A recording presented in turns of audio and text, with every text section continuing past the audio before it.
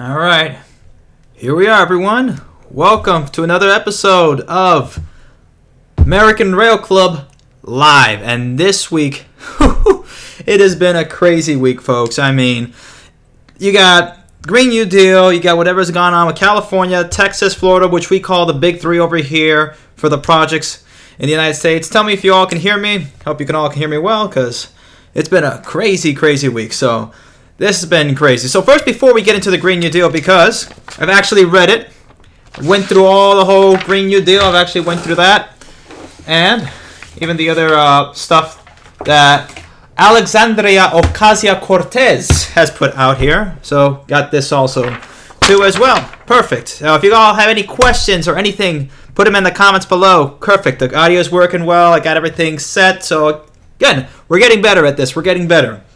So I wanted to get first into what's going on with California over here, because California, everybody's freaking out because they're saying, oh, it's the end of California's high-speed rail project, which, to the better hopes, it's not the end of it, folks. It's not the end of California high-speed rail, because there's still got more to go. So California high-speed rail serving the Central Valley is not a train to nowhere. So people have been putting a lot of clickbait on here, and they've been misleading a lot of people, which, of course, the media has been doing that. We shouldn't be falling too much into that right now, because I said most of the news this week is fine. We're fine. We're going to live. I am sending you all the white pills now. This is not a black pill week. We are all going to make it. We're all going to make it, folks. So, during the State of the State speech in California, the new governor, Gavin Newsom, said this. This is from this article here, because people don't read past the headlines. That's the problem. People need to read past the headlines to go through it and see what's going on, and most news articles don't do that. Most journalists just go ahead and make whatever up from articles from headlines, and that gets most people's attention, because I think like 80% of people only read the headlines. So we got to read, folks. You got to read. So this is what's going to happen. Really what they're doing with California is they're scaling down the project. They're getting rid of the past chairman and putting in a new chairman, which has been needed. They did this in Japan when Shinji Sogo and Hideo Shima, the two chairmen during the Shinkansen project, they've resigned out of shame, basically. So finally, they do need a new chairman that's been needed for a long time. They're also going to go ahead and revamp the project. They're going to focus just on the Central Valley. Now, the reason why this project happened the way it happened, and they've already admitted it, the past chairman admitted it, that the reason they started in the Central Valley was because, number one, it was the easiest thing they could do. Okay? Because the best thing would have been to do first an 80-mile, 100-mile line between San Diego and Los Angeles. That would have been made sense. The problem is getting that done, it's a little bit harder. It gets done first. It's like saying for Brightline to go ahead, we're going to build from Jupiter to Cocoa Beach. And then eventually we'll build to Miami and Orlando. That doesn't work. They have to go and build to what works first. So that's why Brightline Phase 1 was Fort Lauderdale, West Palm Beach, and then Miami right immediately after. Then we'll go to Orlando. California didn't do that because the reason why, this is what they admitted, they wanted to get the Obama funding as quickly as possible in 2009. That was the reason why they started in the Central Valley. That's what happened. So because of that, you have what's going on right now. So they're not abandoning high-speed rail because, of course, the last thing Gavin Newsom wants to give is $3.5 billion back to Donald Trump. I mean, that's what it is right now in the Democrat playbook. I mean, it's of course, politics. I don't want to get too much into politics in this channel. You guys know me. I'm probably the most right-wing person when it comes to doing rail, but hey, this has worked because we're getting it out to millions of people, okay? We've been out millions of views already, 1.2 million views in total for the channel. So it's what's working. And that's what I do here, folks, trying to get you the information, trying to get you to know what's going on. So California is still happening. They're going to go ahead and restructure the project. They're going to go back to the drawing board. They're not going to focus on getting to San Francisco or Los Angeles now until the Bakersfield-Merced section is done. Then they'll go ahead and move over there. All right. So before I get into the next section, just let me know if there's any questions. You guys being able to see the feed correctly, just let me know, because that's what needs to happen. So it's good news for California. I've been saying this for the longest of time. They needed to go ahead and restructure the project because what they're doing and what they're spending is absolutely insane. It needs to be restructured. And finally, we're seeing that. So that's good. Yes, Caltrain's electrification is still on track. All that what's already being done, and that is still on track. Yeah, there is music in the background. I have put some synthwave in the back, so it's going to be good. If anything, I'll go ahead and change. Let's put this one on, because this one's been annoying me with the lyrics. I don't like lyrics here. All right. Perfect. Let's see if we can answer some questions over here. Hi, Cast Infrastructure. Which candidates for President 2020 are for rail investment and improvement? So far on the Republican side, all you have is Donald Trump, which he's been doing, I would say, in retrospect and what everything has been going on, has been a pretty good job in getting out the red tape to get rail projects moving forward, and we've seen that.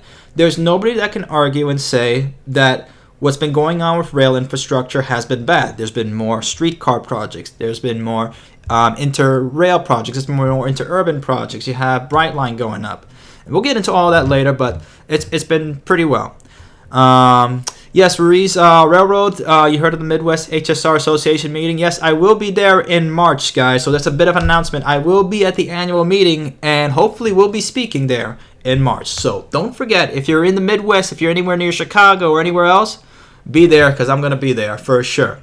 Now, we're going to get on to the next thing. Hopefully we'll see him go on there and talk about that. So let's talk about, I want to get into what's going on in Texas, because everybody's saying that what's going on in Texas is the end of Texas.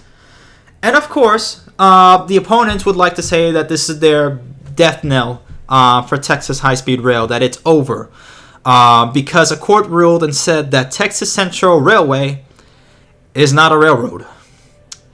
I repeat, this has been the big thing. They've been trying to stop Texas Central Rail from using eminent domain by saying they're not a railroad, hence they cannot use eminent domain. Let that sink in for a moment, because that's pretty crazy. So they went to a local judge to do this in Leon County to go ahead and see, if the judge will go ahead and rule against them. Here's the thing, guys. There's something in the court system that's called appeals. This is what happened with Brightline. Okay, it got appealed to a higher court, and the thing got thrown out. The case got thrown out for funding. So don't worry. Yep, the local judge is probably right, because it's a local judge in Leon County. Of course, they're going to side with the local residents. I mean, who wouldn't?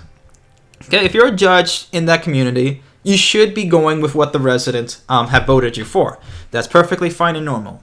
Now, yeah, I think someone said there, Komodo put here, no, they're not railroad tracks, it's all just mirrors, the earth is flat, Well, the thing is, you do kind of have a point. So they're doing the argument saying that because Texas Central Railway currently doesn't own any railroads, they cannot go ahead and use eminent domain. But again, this is where it's going to go move up. So Texas Central Rail, this is the only thing that matters in this whole entire article.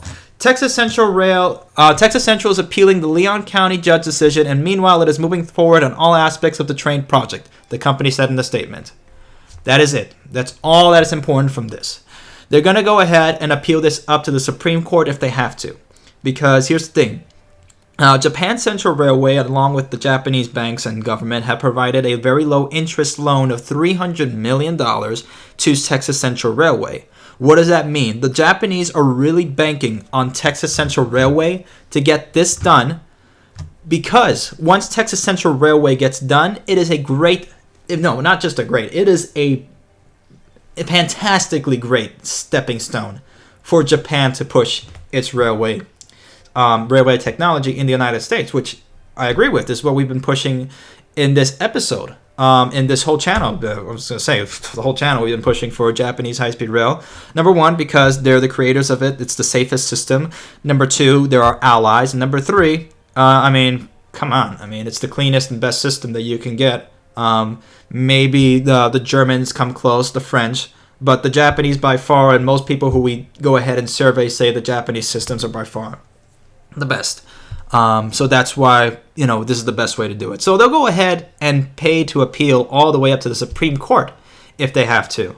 They're not going to be able to afford it. All the, Leon County, all the NIMBYs that are against this project, they're not going to afford it. They're not going to have bang for it unless, of course, you have, what's his name? The leader, the name just escaped me, of the opposition group. He's very connected in with the oil companies, so that may be something coming in.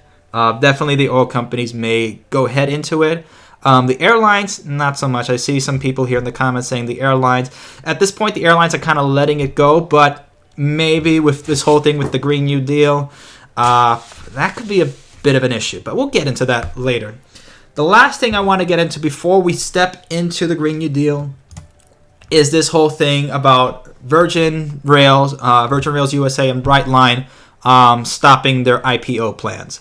So, Ruiz Railroad, Ben Lehman, that's correct. That's the person who I'm talking about in Texas that's against the project, who's heading up Texans against Central Rail. Let me get my pen over here. So, Virgin Rails Brightline. Okay, they updated this ago because I didn't like whoever wrote this did a pretty terrible job in saying, because here's the thing. Of course, Brightline said that that they've lost money for the first 9 months, which makes sense. Here's the thing. Brightline started later on because they were trying to start in December of the year previous to get in the holiday rush. They didn't make it to that deadline, so they started in February of 2018 and went ahead to go and move it forward. Then after that, that's why they have, less amount of riders. Instead of the million they were expecting, they got 600,000 riders.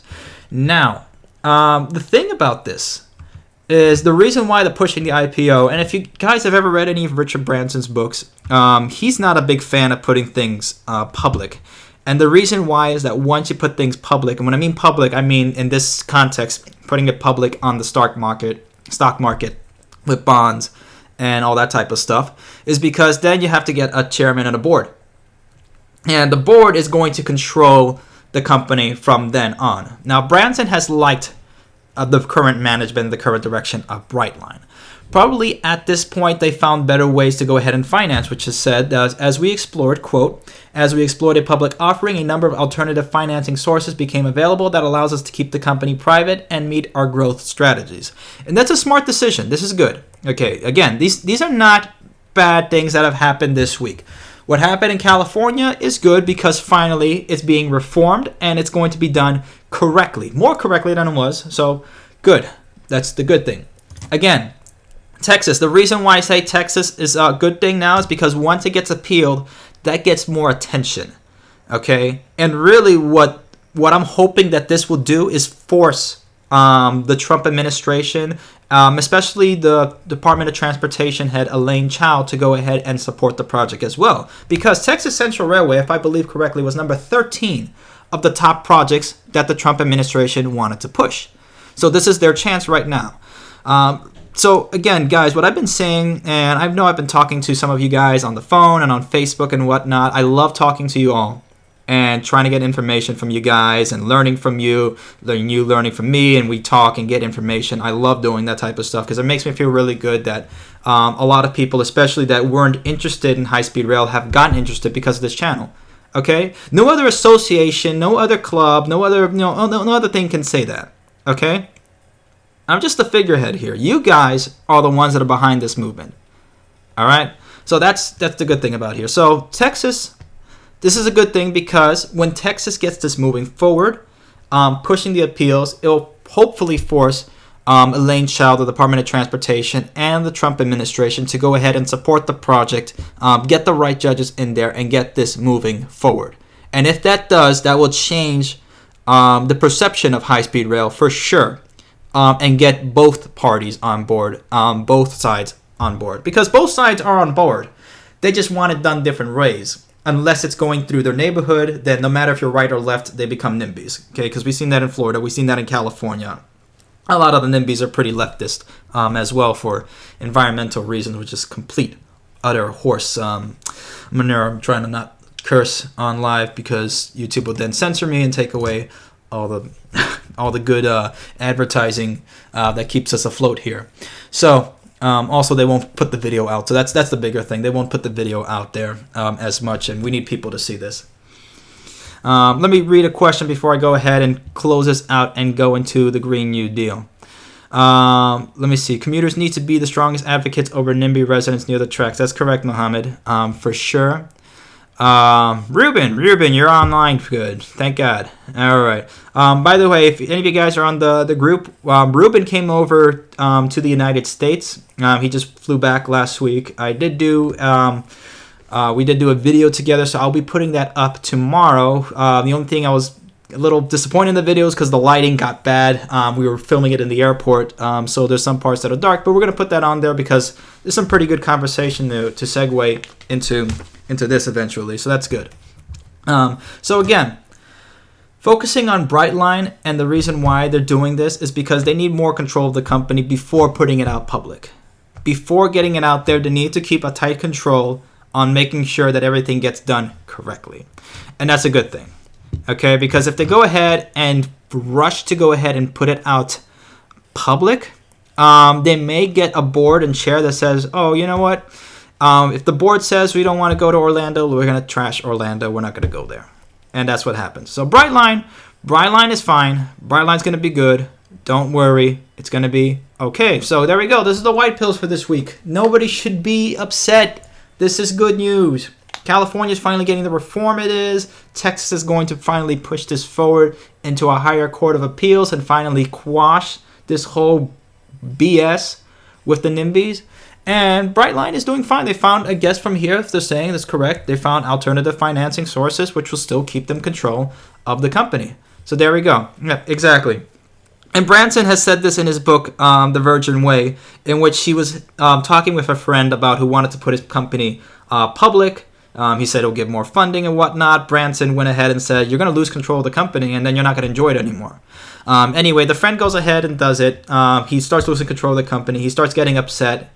He's lost all passion for work and buys back the company to go ahead and get that going. So it's all good. The only thing that's bad for us is that we're not going to go ahead and invest in Brightline and go over to the moon. But then again, maybe Brightline can start putting out Bright coins or Virgin Train coins or something like that, you know. This is the future of the cryptocurrency world. That's how it all goes. All right. Now, this thing, guys. This thing. Green New Deal. This whole thing here. So, this has caused a whole media ruckus the last weekend into this weekend.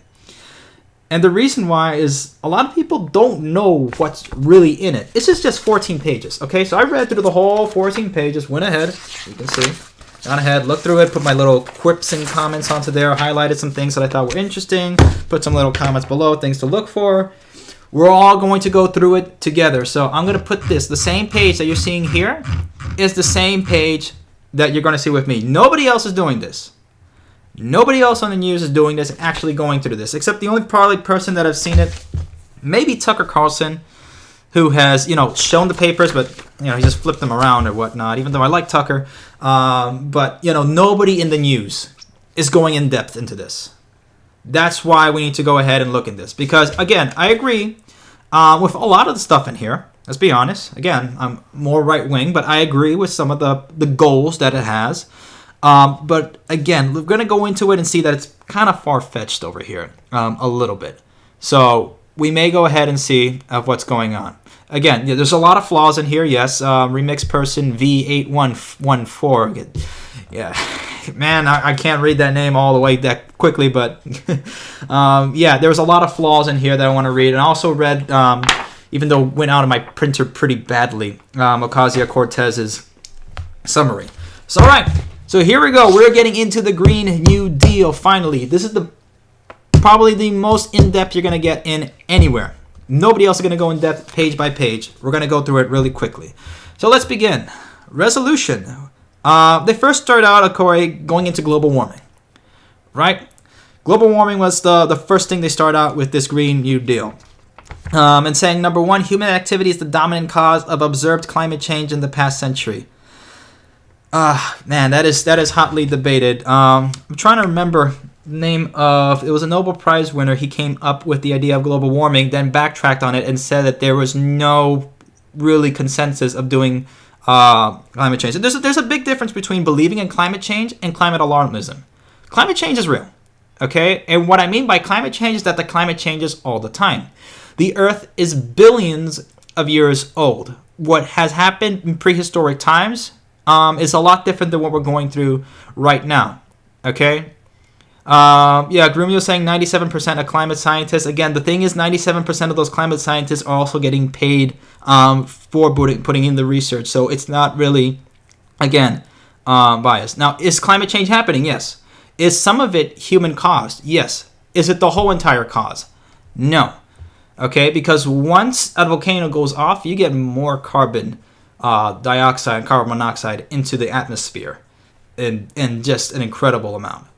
Okay, so that's what we're going into. Again, climate change is real. I do believe we need to get greener energy. That's for sure. We need to get other options. But again, when you start basing it off of global warming and starting to get into that, that's where a lot of people get ticked off from there, and you start to cut off half the country. Again, a good book that I recommend you guys to read, Christian's Jurassic Park, not the movie, the book. One of the characters in there who's played by what's his face? I'm not doing good with the names today.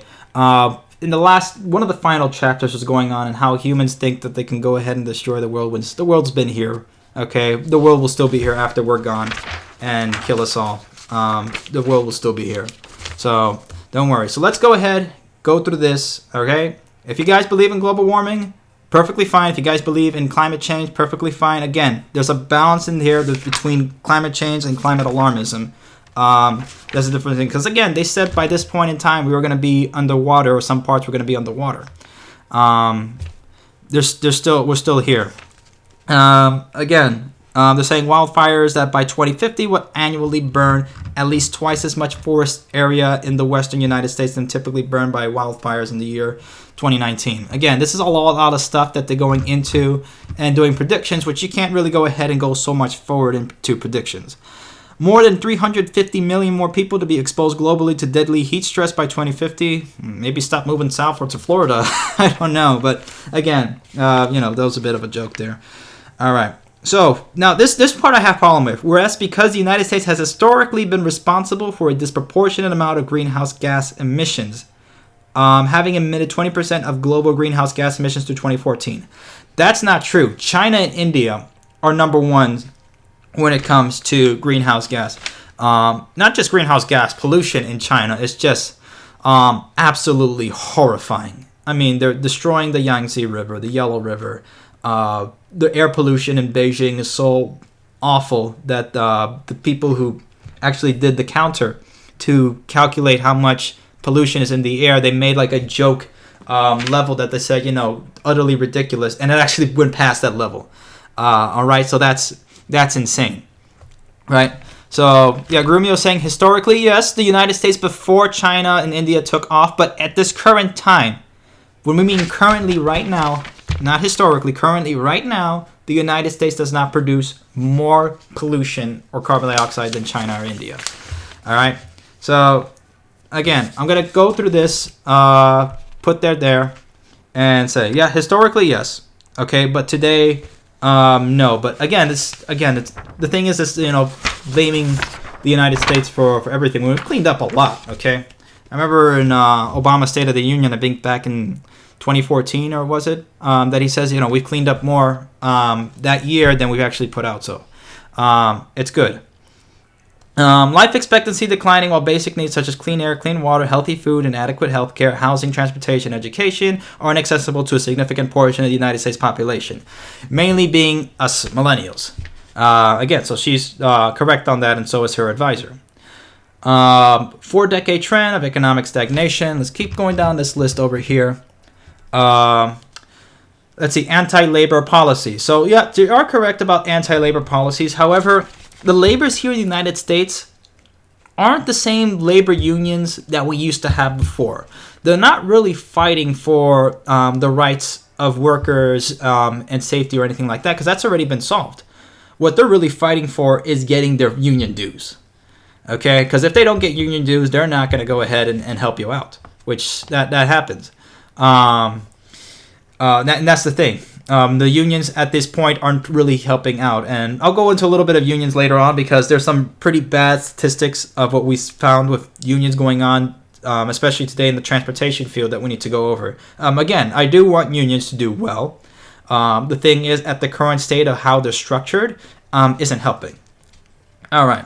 So going down over here, erosion of earning and bargaining power of workers in the United States. Yep, that's all correct, because the production rate of workers in the United States has increased.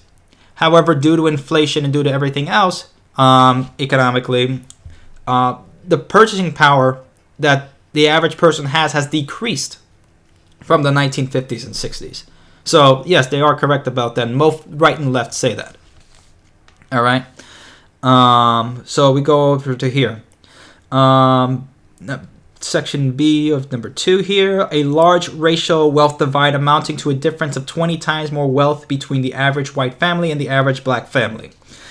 All right. Once they start going into race and social justice over here, this is where the major turnoff for a lot of the country comes in. Okay, and it's understandable.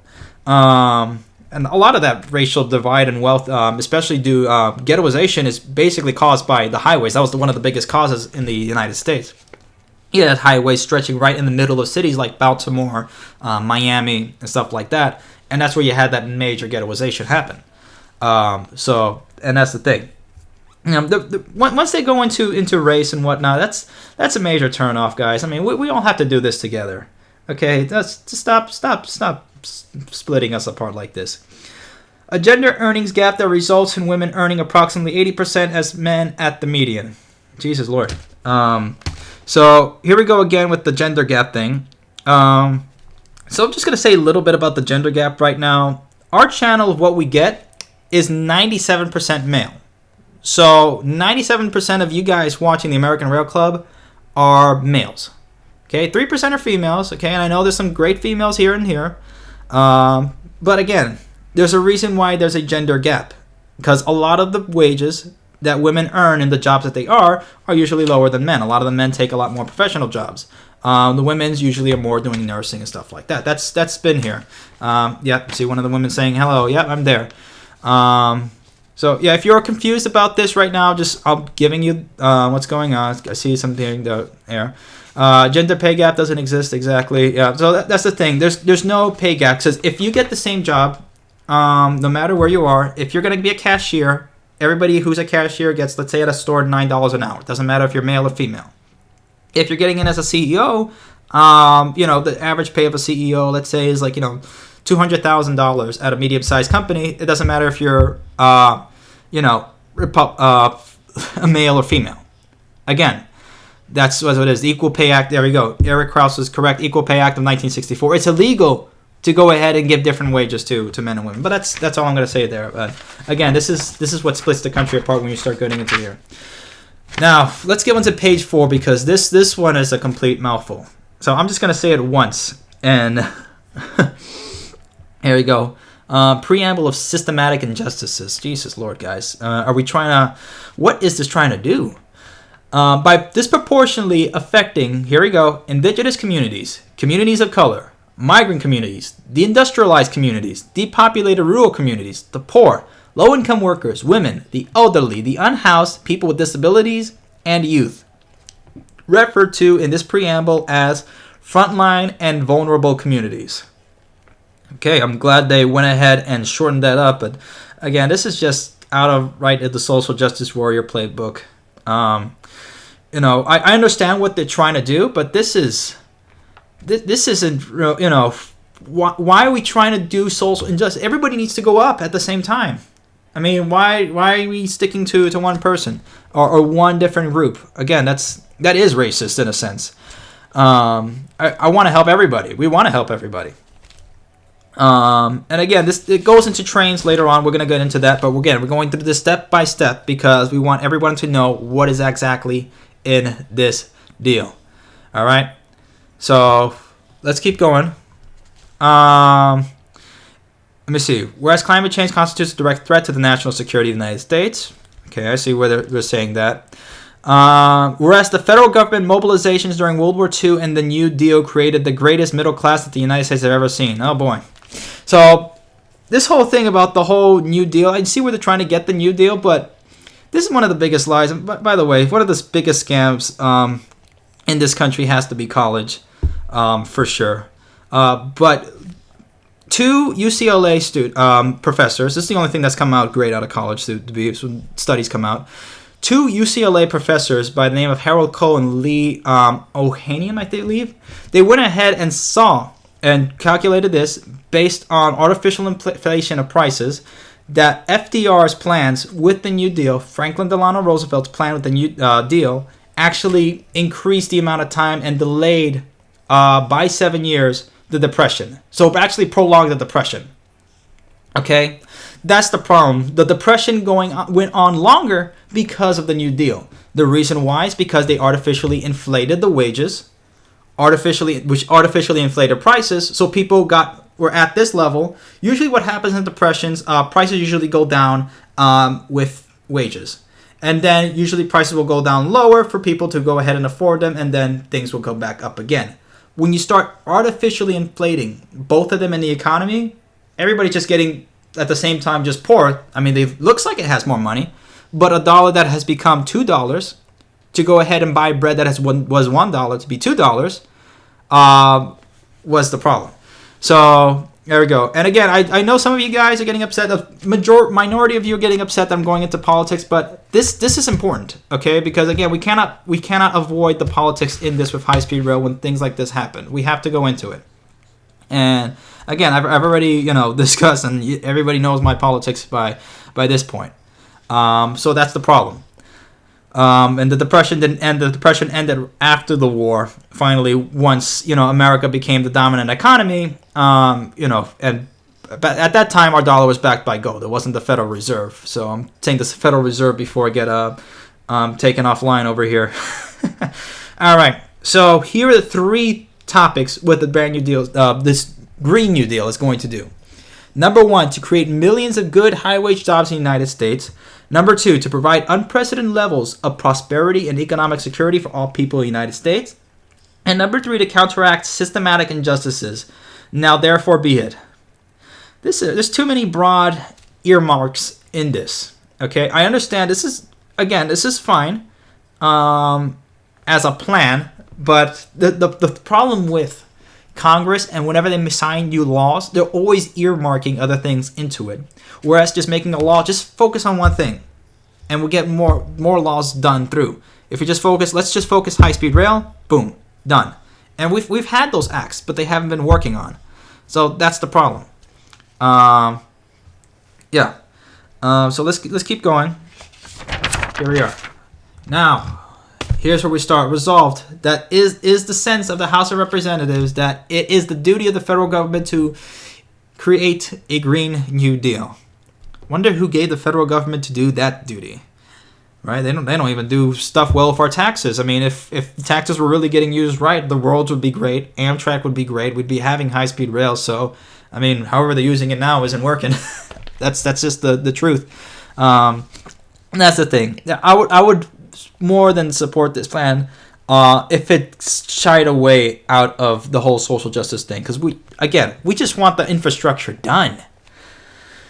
Okay, Section A, to achieve net zero greenhouse gas emissions through a fair and just transition for all communities and workers. What is that supposed to mean? To create millions of good, high-wage jobs and ensure prosperity and economic security for all people of the United States. That's just this fluff. To invest in the infrastructure and in industry of the United States to sustainably meet the challenges of the 21st century. All right. I agree with that, for sure. To secure for all the people of the United States for generations to come clean air and water, climate and community resilience, healthy food, access to nature, and a sustainable environment. All right. These are things everybody can agree with, whether you're right or left. Okay? I agree with it. That's great. this is where it goes again. To promote equality, equity, justice, providing future and repairing historic oppression of indigenous communities, communities of color, migrant communities, the industrialized communities.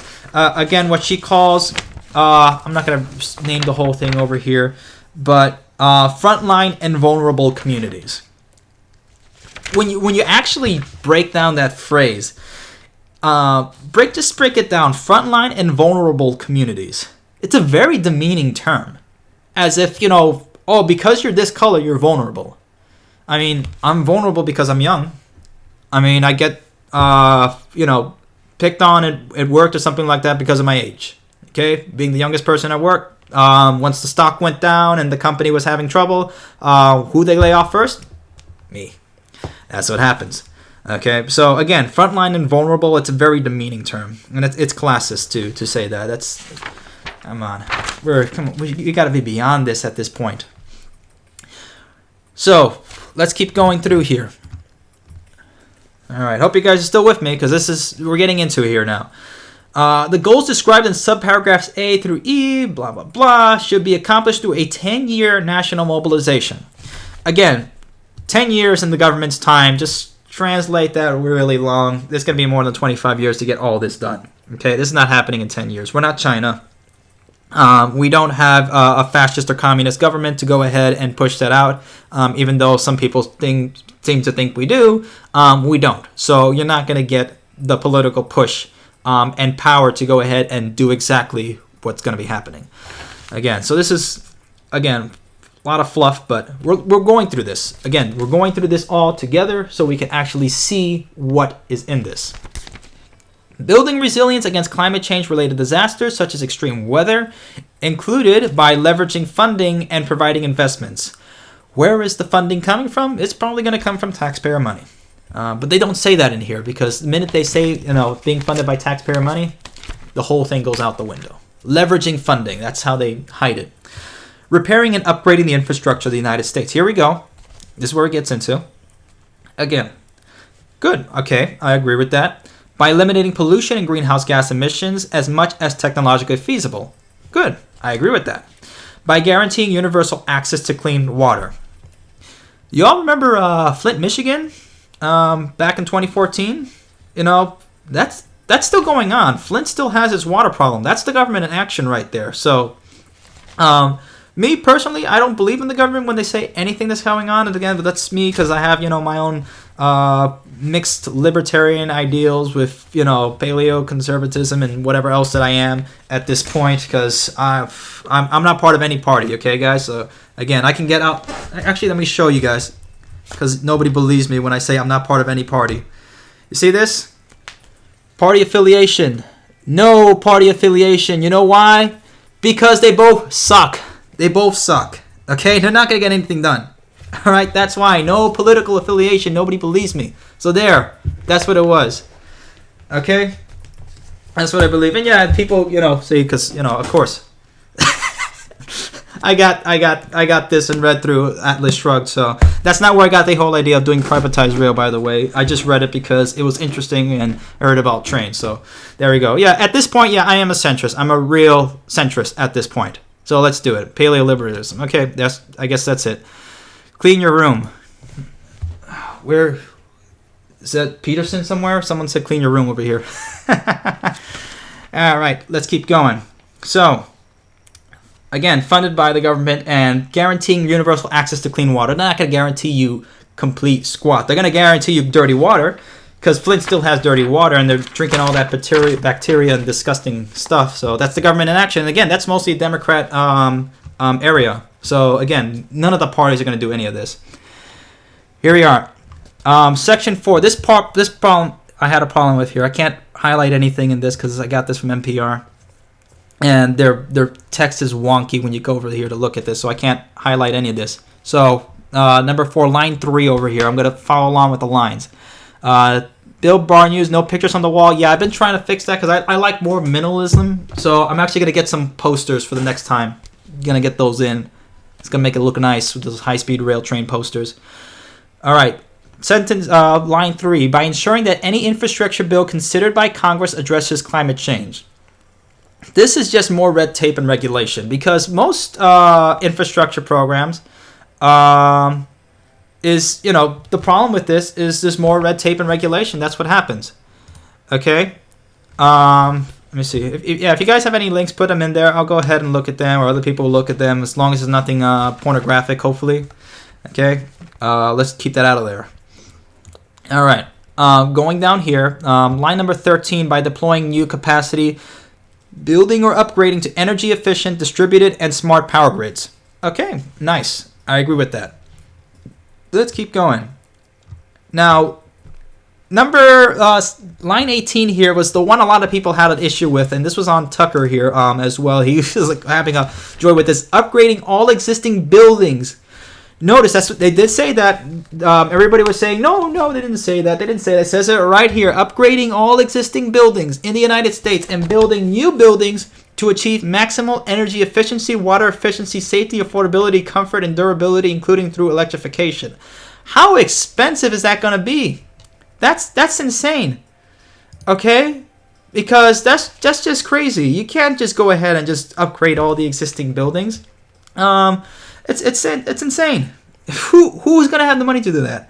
Spurring massive growth in clean manufacturing in the United States, removing pollution and greenhouse gas emissions from manufacturing and industry as much as technologically feasible. Now, I almost got in that sentence because I didn't finish the last part, because it says removing pollution and greenhouse gas. I'm hoping she didn't mean completely, as much as possible. Okay, that's great.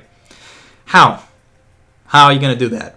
That's the thing. The whole thing is not saying how. If it said, where it was getting the funding and what it was doing, instead of, we're going to fund this, we're going to do that, we're going to do this, we're going to do that, social justice, power to the proletariat.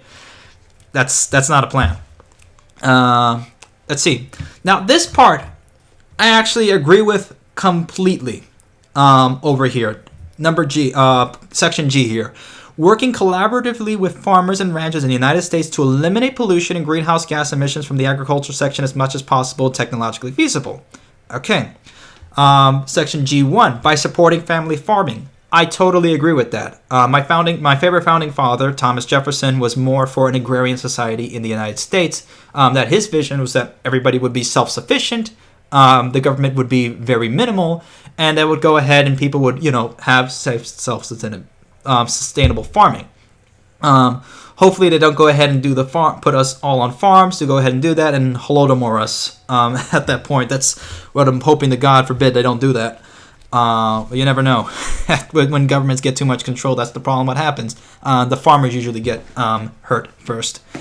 All right. By investing in sustainable farming and land use practices that increase soil health. Okay.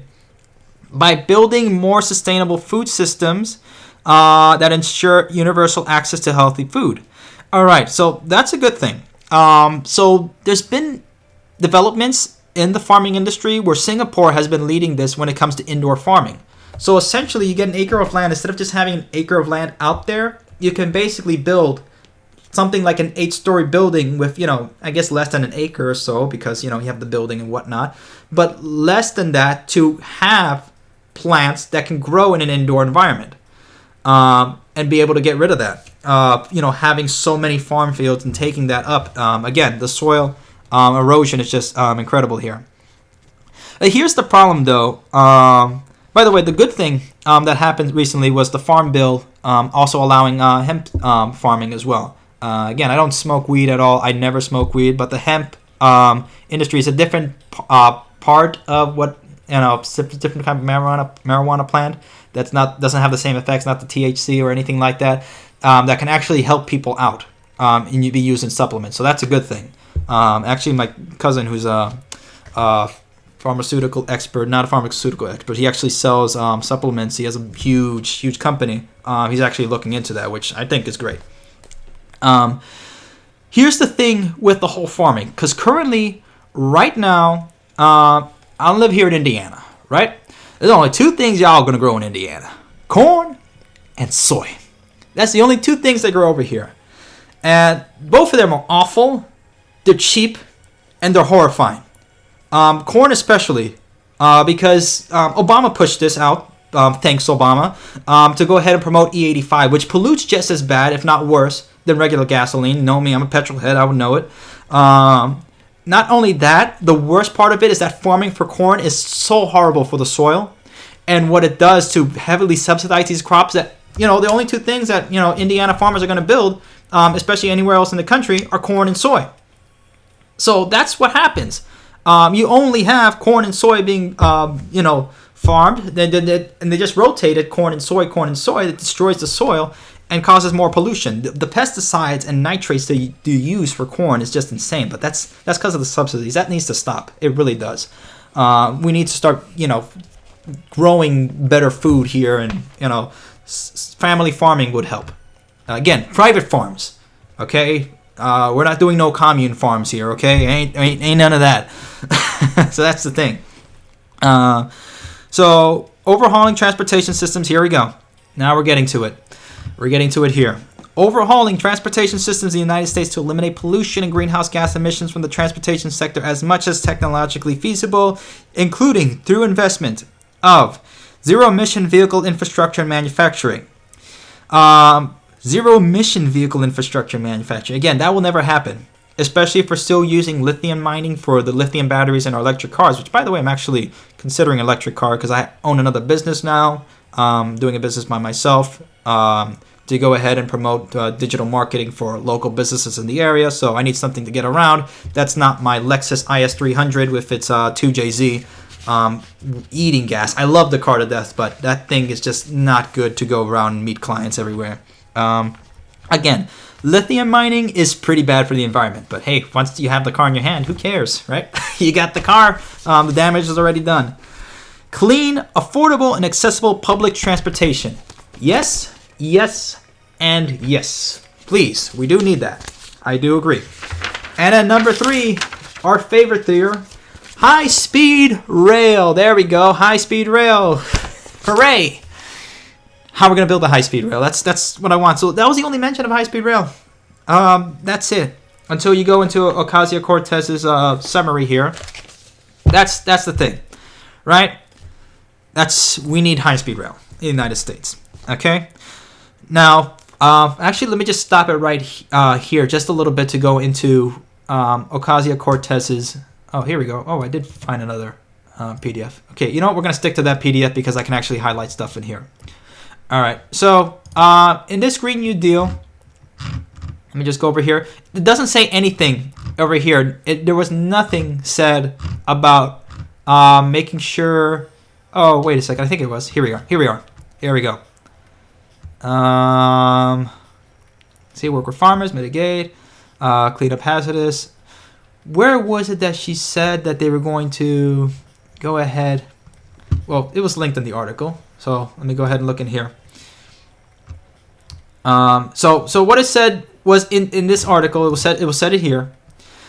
Was to build out high-speed rail at scale where air travel stops becoming necessary. That's where a lot of people get confused because you had Senator Hirano. What's her name? Is she a senator or... Get out of the way here, Razor. I'm not going to update you now. Really? Where she said, oh, that's going to be hard for the people of Hawaii to go through there. So Democrat basically messed up the whole plan in saying that, oh, wow, we're going to need trains to go across the ocean. Because of that little stupid thing that she said, it is stupid. Because it doesn't say anywhere over here that we're building out high-speed rail and banning out rail travel. It doesn't say ban rail travel. Okay? All it says is to build out high-speed rail at scale where air travel starts becoming necessary in regional areas, which makes sense. Now, if Ocasio-Cortez really meant that they're going to go ahead and ban air travel, which it doesn't say here, they are not banning air travel. Okay? Air travel is not to be banned here. So, if you hear anybody saying that, they don't know what they're saying because they haven't read this. Okay? It's not in there. All right? So, high-speed rail at a regional level makes sense. To go from some place to, let's say, between New York and Chicago in 4 hours on a high-speed train, of course it's going to beat out air. And, of course, air travel doesn't want to happen because that's a big route for them. So they don't want that to happen. Let's keep going. Mitigating and managing the long-term adverse health effects, including by providing funding for community-defined projects and strategies. Can somebody please define what are community-defined projects? because certainly that hasn't happened in a lot of places. All right, removing greenhouse gases from the atmosphere. I said I was going to go this one, right? There we are. We're at page 9 now. Removing greenhouse gases from the atmosphere and reducing pollution, including by restoring natural ecosystems through proven low-tech solutions that increase soil carbon storage, such as preservation and afforestation. Okay, great. That's a great thing. Restoring and protecting threatened, endangered, and fragile ecosystems. How and to what extent? And to what extent are Homo sapiens extant from this? that's going to be the thing. How much is this going to be going to in protecting the blue-footed booby grasshopper, spotted speckled rare rhinoceros in Arizona in order to not build high-speed rail? Because that's where it's going to happen, where you're going to have the disconnect. Again, with this to support fixing up climate change, I guess. Let me see. Promoting this one was interesting. Promoting the international exchange expertise of products, funding, and services with the aim of making the United States the international leader on climate action and to help other countries achieve a Green New Deal. So this is the part probably where Glenn Beck and Alex Jones completely lost it and said this was the new Article 13 and this is Proposition 8 right here. Again, we don't know. It's too unspecific. We don't know to what extent they're going to do this. I'm glad, again, make America great again. Yeah, absolutely. America first. Yeah, absolutely. To what extent are we going to help other countries achieve a Green New Deal, and to what extent are they going to be involved into that? What's going to happen there? So again, it's too unspecific. Nobody knows really what they mean. We can only make sense of it through whatever they say afterwards. A Green New Deal must be developed through transparent, inclusive consultation, collaboration, and partnership with frontline and vulnerable communities, labor unions, worker cooperation, civil service groups, academia, business. Okay, sure. We do need it to be open. We do need to know what's going on in this. And that's why we're having this conversation. Here we are. This was something I had a problem with. Providing and leveraging in a way that ensures that the public receives appropriate ownership and returns on investment. Like GM, like our roadways. What's the return on investment on that? Can anybody please explain how we've gotten a return on investment on the bailout we've done for GM?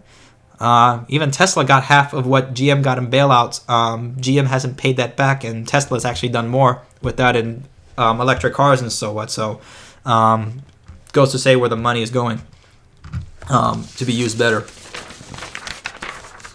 Let's keep going. Now, this was something that a lot of people had problem with, was number C over here on page 11. Providing resources, training, and high-quality education, including higher education, to all people of the United States. All people of the United States, again. That's what they said it. So, Tucker Carlson was right. It did say it in there. To all people in the United States with a focus on frontline and vulnerable communities, so those communities may be full and equal participants in the Green New Deal mobilization. That's the problem, okay? Because, again, you're trying to make it so that everybody gets a college level, okay? This whole college meme is just absolutely horrifying, okay? And if any of you guys are in college, the reason why you should be in college is to make connections, okay? To make connections and to do something afterwards. If you're just going to college to get a degree, get out. Unless you're actually getting a degree in engineering or something that actually requires a degree, that's perfectly fine. But even then, it's still hard to find a job afterwards. You see people with MBA flipping burgers. So at this point, if everybody gets a degree now in the United States, because that's the thing. You go to elementary school, middle school, middle school, high school, then the next step is college. Why? Not everybody can afford college. Not everybody needs to go to college. This whole stupid meme needs to stop. Please. It does. The internet is free. Because at this point, if everybody's going to get a degree, you're going to need an MBA to flip burgers. I mean, what's going to happen? You're going to flood the market with oversaturation of college degrees. It's that simple. Someone said here the reason to go to college is to learn. The internet is free. You can learn a lot from YouTube. Okay? Trust me, I've learned more from YouTube than what I learned from my college professors. And exactly, I don't want to put myself in $60,000 in debt to go ahead and learn nothing, get a paper, and go on. But let's continue on here. The making public investments. That's taxes. That's what it is. So then it goes into here, directing investments to spur economic industry, local, regional communities, build wealth. This whole turns into SJW fluff over here. So I'm just going to skip that. I want the stuff that's actually going to... Where's the stuff in here? Here we go again. Frontline and vulnerable communities makes another spotlight. Then we go to here. This I agree with. Ensuring the Green New Deal mobilization creates high-quality union jobs that pay prevailing wages. Okay. Now let's just stop over here. High-quality union jobs. Again, we do have a big problem with American unions. They do need to be gone ahead and reformed, because most unions right now, you have Amtrak, which is 80% unionized. Okay, 88% unionized actually. They're not really working well. And the thing is, in transportation, when you have unions, they usually take that as an excuse not to work. This has happened in Miami-Dade County. Look this up. Miami-Dade County, 20% of all the bus drivers are absent every single day. The reason why is because the union protects them. They pay the union. They can go ahead and skip out on work, go to the beach, go to Calle Ocho in Miami, have some fun, and they're still not going to get fired. That's the problem with unions nowadays. Now, again, if unions were actually helping workers to go ahead and get their jobs done and protecting them and everything and stuff like that, fine. But when they take advantage and just use them for union dues, that's where I have the problem. Okay? That's the thing. Yeah, the chat's getting pretty funny. So, guys, pipe it down in the chat over here. I'm looking at it as I go, but again, this is pretty crazy. Hire local workers. I absolutely agree with that. Again, a lot of companies are abusing laws, H-1B1 visa laws in the United States. That's happening over here regularly, where you have local companies, they're hiring a lot of people, no offense, to India. Okay? The problem is, you're stealing a lot, the most precious resource that these countries have, these third world countries have, like India, like the Philippines or whatnot, are their people. You start taking away the smart people out of India to work here in the United States, that's one less smart person in India to work with. Okay, that's called brain drain. We call that brain drain in human geography. That's awful to do. That's theft. It's human theft away from these countries that actually absolutely need their smartest and the brightest to be taking them over here. Okay, they need to be there. Okay, it's the most precious resource that a country has is its people. So again, hire local workers. I absolutely 100% agree with that. Offers training and advancement opportunities and guarantees wage and benefit parity for workers affected by the transition. Okay, that makes sense. The problem is when you go into section H here, it says guaranteeing a job. Nothing is guaranteed, guys. Nothing is guaranteed. Okay? Nothing is guaranteed. Strengthening and protecting the right of all workers to organize, unionize, and collectively bargain for free of coercion, intimidation, and harassment. Okay, sure, that's great. What was one of the things on the History Channel where they had the men who built America? What was the huge union strike? It was Carnegie's. What happened was History Channel actually misinterpreted that because the union strikers actually had a cannon. They depicted it in the History Channel documentary that, the poor union workers were getting mowed down by the Pinkertons, with the revolvers and, lever action guns and shooting them down. Not true. The union workers had a cannon, okay, and they had guns. All right, so let's be honest with that, okay. Again, free from intimidation on both sides. That's what we need. I'm just gonna go back because I think people are talking about this. Again, about hiring local workers. The gumball experiment, if any of you guys have seen Numbers USA, again, because this disproportionately, if people really want to go against class system here, this disproportionately hurts African Americans when we start hiring people from outside the United States to take jobs. Okay? Luther Campbell, who I love reading, even though he's pretty far to the left, okay, in the Miami New Times, he said this is the reason why black voters like Trump. They're not flocking to Trump, but they're more inclined to Donald Trump because of what he's saying about H-1B1 visas, which the African-American community absolutely agrees. Okay, strengthening and enforcing labor, workplace, health, and safety. anti-discrimination. Does that also include ageism in workplaces? I don't know, because I certainly have suffered through that.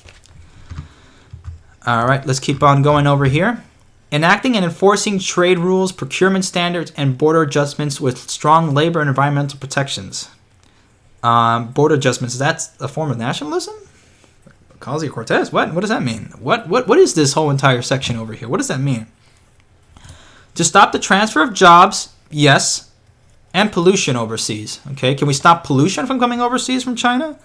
To grow domestic manufacturing in the United States, yes. Ensuring that public lands, waters, oceans are protected and that eminent domain is not abused. Okay, to an extent, I do agree with that.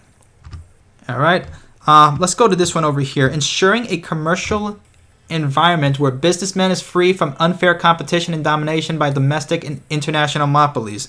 What happened to NAFTA? Didn't that really happen with that? That didn't happen. Providing all people in the United States with high-quality health care. I don't even know why that's there in the New Deal. We're not talking about that. Affordable, safe, and adequate housing, economic security, and access to clean air, healthy and affordable food, nature, and justice for all. Okay, those are all 14 pages of the Green New Deal, guys. We just gone through it in an hour. That was the whole thing. So what is, again, the breakdown? This whole thing is a manifesto. Okay, it's not a bill. It's a manifesto of a goal that wants to be reached, which is fine. It's idyllic. Idealists are great until they get into government. Yeah, it is naive. Again, I see over here it is a little naive. Yeah, that was the most brutal 14 pages in a while. These are, you know, the word spacing over here is pretty big, so it's not even 14 pages. It's really more like 6. Here's the problem that I have with idealists. Idealists, once they get into government, they don't become idealists. Everybody should read a book. It's called The Power Broker. If any of you are familiar with Robert Moses. This is a book by Robert Carroll. He actually did a whole biography on Robert Moses. And it's a bigger book than this. Actually, I think I left it over in Miami or something. I don't know. It's a hard book to lose because the book is this massive. Listening to the audiobook, and it's like 40 hours. God, I'm almost done with it. The thing is, Robert Moses, the minute he got into Al Smith's government, he was all about getting out of corruption. He wanted to build clean parkways for the city of New York and the state. He wanted to go ahead and make sure everybody had affordable housing. The minute he got into government, he went absolutely nuts. He bought himself a limousine. He brought in his friends, even though he said himself in this whole deal of, for the government that he said that, they shouldn't be bringing in friends and whatnot. He did the exact same thing. It's whatever, do as Robert says, but not as he does. So then Robert Moses went ahead and used actual state troopers to go ahead and intimidate poorer folks, actually, because he was greasing palms with the upper echelon of Long Island to go ahead and build these parkways, making sure the parkways didn't go around their house. So you would see the actual parkways in New York, Long Island Parkway, actually goes around certain places, and those are where a lot of the rich lived. But if you were poor and you were, like, let's say a poor German immigrant or something like that had a farmland, you were done for. And if you tried to go against that, Robert would go ahead and stick the state troopers at you to intimidate you. So that's the problem with government control. Ideals are great until you get into government control, which is why we need to have a balance of idealism and realism. Okay? Because this whole thing is great and all, but again, there's a problem. Now, over here, there was something over here where, let's see. This was what Ocasio-Cortez was talking about. This is her FAQ. So this I'm going to say over here, this is something that absolutely drove me bonkers. Is nuclear a part of this? A Green New Deal is a massive investment in renewable energy production and would not include creating new nuclear plants. What? It's unclear we'll be able to decommission every nuclear plant within 10 years, but the plan is to transition off of nuclear and all fossil fuels as soon as possible. Okay, this is crazy. Now, I'm all for renewable energy, okay? But the cleanest available energy that you can get is actually nuclear power. Now, it's not like it was back then where you had, 3 Mile Island, which didn't kill anybody, okay? Everybody's making crazy things of saying that nuclear power is going to kill us all and everything. The radiation that you get actually in Chernobyl and over in Fukushima is the same radiation, the same amount of radiation that you get when you fly on an airplane. You know what's even worse? Look up. It's called the sun. We're getting burned. We're getting burned. Nuclear radiation everywhere. No. Guys, relax. It's not going to kill us. Again, look. France. I'm going to talk about France here because France does use mostly nuclear power for the country. And France has a massive network of high-speed rail. Now, this I found interesting. This just took a Wikipedia article to find out here. Okay? Going over here, air pollution. Unlike its neighboring countries of Germany, Italy, and the United Kingdom, France does not rely very much on fossil fuels and biomass for electricity or home heating thanks to an abundance of cheap nuclear power. Taken as a whole, the country therefore has superior air quality and lower pollution-related deaths. If you want clean air, that's the way to go. That's the worst fear-mongering. Okay? The anti-nuclear league and everything, it's a lot of fear-mongering. Okay? Clean energy is going to come from nuclear. We can get from solar. We can get from wind. All of that. The problem is wind, and I was going to Chicago the other day.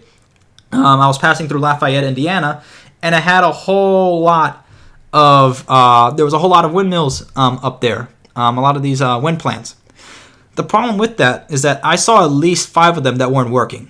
That's the problem. When you have one that's not working, you mess up the whole entire system from there. It's actually pretty cool when you come back at night from there and seeing all the little red flashing lights going on and showcasing all the windmills. That's pretty cool. But again, it's pretty much an eyesore when you see that. But there's other ways that we can get power. I absolutely do believe that the country can run solar. Okay, solar still has a ways to go. We can absolutely run wind. We can absolutely run hydroelectric. And we can absolutely use nuclear energy. Again, this is why I say about school is a scam, because they scare you all about nuclear energy. They show you all this fear mongering. They don't actually go to the actual science of nuclear energy. Yes, they've told us fake propagandas for all the lies. You really think teachers would do that? Just go in school and tell us lies? Yeah, they have. Yeah, so that's what it is. Let's go through some questions over here. So I got 5 minutes. We're going to go ahead and answer questions because tomorrow we got to all wake up tomorrow. We're cutting into prime time over here. Yeah, Jeff Furlet, shutting down nuclear is why Germany is addicted to Russian gas. Yeah, that's one of the worst things to happen. Nuclear fusion power is a better solution. Yep, exactly. Let's see. Any questions over here? The Green New Deal. Let's go through it. Ruben, 1,500 windmills or one nuclear reactor? What's more realistic? One nuclear reactor. Bill Bar News, what do you do for a living? So I'm now a digital marketing agency. I go ahead and help local businesses to go ahead and put out ads, to fix up their websites, to fix up their Facebook, to go ahead and create funnels for their businesses and stuff like that. Again, if you're interested in that, go ahead and contact me because that's what I've been doing here for the American Rail Club. Again, I've taken what people say is the most unsexy thing, infrastructure, and I've created it to a YouTube sensation. That's the type of stuff that I want to do for small business. So I'm not working for big corporations anymore. I'm gonna, working for myself now, running my own company, and helping out other small businesses to achieve their dreams. That's what I want to do. And then, of course, later on, let somebody else run the company and go ahead and build out high-speed rail, because that's my dream, is to build high-speed rail. Ruiz Railroad, is getting a business degree worth it? It depends. If you're going to go ahead and get an MBA, or if you're going to use the business degree to actually make connections in college, then yeah, it would make sense. But you don't need a business degree to do business. It's awful. You don't need a business degree to do business. I'm going to say that again. You don't need a business degree to do business. There are so many ways out there to make business. You can do drop shipping. You can do social media marketing. You can go ahead and help other people with their websites. There's so many services you can do in business that doesn't need that. H2000, so you're a salesman. No, I'm not really a salesman. Everybody's a salesman, okay? Because if you're doing a service, you have to sell the service. But what I do mostly is going ahead and, building out digital marketing. That's what I do. Of course, I have to sell the service to people, I can't just make a service there and just, well, people are going to come over here, right? Everybody sells. Everybody sells. And if you can't sell, you're not going to make anything, all right? So if you want to call me a salesman, that's fine, but I don't see it as nothing negative. I mean, you got to sell. What do you think of PTC being installed on railroads? By the way, I am selling high-speed rail, so why do you think that this country needs high-speed rail? High-speed rail is another option for people to get around, okay? Cars, we've already overcapacity, our roads are at overcapacity to have any more people on the roads. Airlines are monopolistic, it's a oligopoly, and it's corrupt. There needs to be another way for people to get around. High-speed rail has been able to get countries like Japan, like Germany, even China to get higher productivity, get people around faster, clean up the air, and it's more environmentally friendly. That's why. Let's keep going. Your videos are great. That's by Bill Barnews. Thank you, man. Let me see. What are your thoughts on Illinois higher speed rail? It absolutely needs to happen. We did a video last time with Midwest High Speed Rail Association with Rick Harnish. If you guys haven't seen that, go ahead and check that out. It's on the channel. Let's see if there's any other questions here. Nobody wants to go long distance in this country if rail. Okay, yeah, sure, that's perfectly fine. High-speed rail works better regionally. Once you get past 700 miles, that's where airlines start to win back in market share of high-speed rail. That's perfectly fine. Most people aren't going to go between California and Los Angeles on a train unless they're doing it for an excursion. There's no big deal there. Seriously, if you have to be the voice of the LGBT communist environmentalist SJW, let me say, go nuclear. Let's stop talking about how it's better than wind. Let's get cool and how we are getting on building. That's from Tux Fan Turnip. Okay, it's more of a comment, not a question. Let me see if I can find a question over here. More of a question about Patreon. How does the Google Hangouts input work? So I'm still trying to schedule that out. If you guys support us on Patreon. By the way, do support us on Patreon. Anybody who goes into the $5 club is going to get a free sticker. I'm going to send them all a free sticker. If you donate into the $5 club as a patron, go ahead and do that. So yeah, for the Google Hangouts, I'm going to go ahead and schedule that out and see what's going on to go there. Renell Reed, hope you'll be there for TCR opening day. I'm counting on it. H2 3000. High-speed rail makes absolutely no sense in my country. What is your country, man? You're here in America? I don't know, man. All right, let's see. Is there any other questions over here? Rob K, what do you think of PTC being installed on railroads? Amtrak says that almost all tracks they run on have PTC installed. The trains can't crash anymore. We do need PTC over here. If there's one thing the government needs to go ahead and enforce, it's PTC. Again, they haven't done a great job at enforcing it either, because all they do is keep pushing the deadline. Next year. Just enforce it. Start putting out fines, and people will put PTC if we need it. Okay? So that's the thing. The government does everything, halfway. They don't really go ahead and get it done all the way. You want to regulate PTC?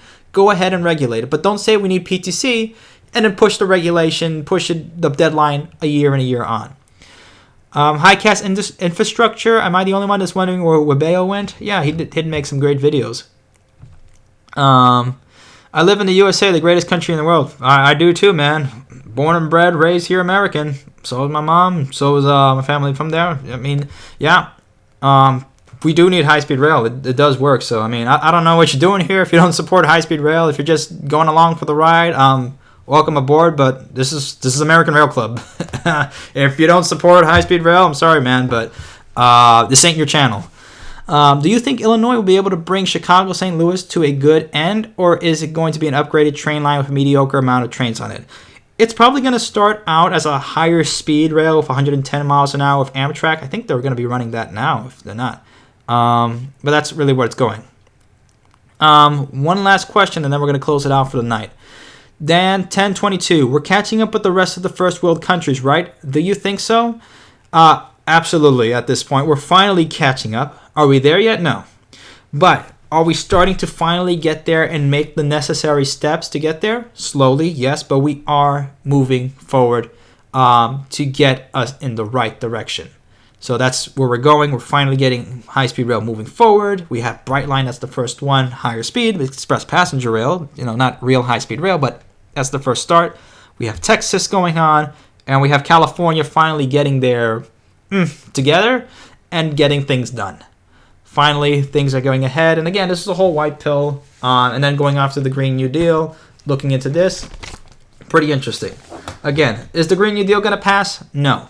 But what I hope for this is that we can come together at the table, right and left, whichever, and see where we can go ahead and make a compromise on what needs to get done. We do need another option. We do need to fix our infrastructure. We do need to fix a lot in this country, whether it's farming, whether it's, when it comes to climate change, when it comes to pollution, when it comes to all of that. I absolutely agree. However, how it's laid out here is not perfect. And it's not going to happen like this. How it's going to happen is through small steps, getting it done, focusing on just one thing, and going from there. That's where we're going to go. Yeah, man, you're a troll. Brightline, how many people have they killed on their tiny line? How many people have been died on the roadways? Get out of here, man. You know what? Yeah, you're just a punk. Get out of here. I don't have time for you. All right. All of you all on there except for H2 300. Thank you all for joining. You're all awesome. You're all on this haul ride. Thank you for being here. Thank you for being a part of this movement. And don't forget, on Patreon, if you go to the $5 club, we are giving you a free sticker. That's going to happen. All right? And if you guys see, yeah, you're a punk, man. Get out of here. Out. You're out. There we go. You know, I'm out here. Thank God. Don't have time for trolls. We got time to roll. I like that. I'm actually gonna put a t-shirt for that. Don't have time. The trolls got time to roll. Here we go. All right, guys, and we're getting soon to the 10,000K mark. It's happening. We're getting there. 10,000 subscribers, and we're moving forward, man. Okay, this is where the movement is going. We are going forward at light speed. We're getting there. Thank you all for watching. Thank you all for being a part of the American Rail Club. Don't forget to subscribe. Share this with every one of your friends, whether right or left. We're all going to be together. Let's get this done. Here we are. Let's go. See you all next time.